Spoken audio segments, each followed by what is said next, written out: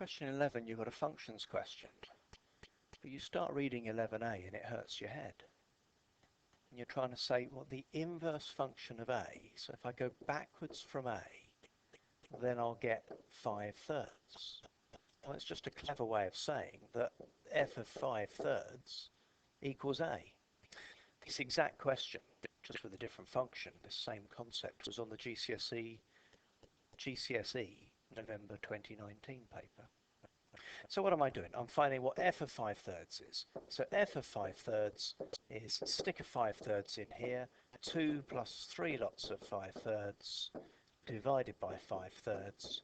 Just tap that in the calculator and you get 21 over 5, 4.2. Explain why there's no values when f of x is less than 3 over 2. I think the easiest thing to do with that is just draw yourself a graph. But if you threw a really, really big number in here, you'd get 3 lots of big number divided by big number. And so this has got an asymptote at 3. If you throw something close to 0 in, then it's almost it's up here, and it's coming down and down and down and down and down. And we've just got to explain that graph now then. So I think as x tends to infinity, f of x tends to 3. Therefore, f of x is never less than 3 over 2.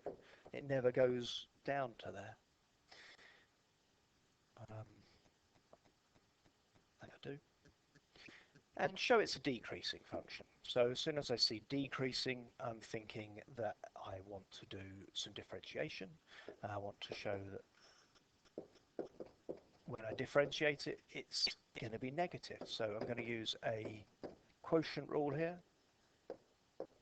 Differentiate each of the bits separately. And the quotient rule is v du dx minus u dv dx, careful with the bracket, all over v squared. So this is f dashed of x, I suppose, isn't it? And tidying up the top, you'll see that the 3x's cancel out, and so we've got minus 2 over something squared, minus 2 over x squared. So let's just say, well, x squared is greater than or equal to 0. Actually, no, x squared is greater than 0, isn't it? Because x had to be greater than 0. So x squared is greater than 0. Therefore, f dashed of x is less than 0 because negative divided by something positive. Therefore, decreasing.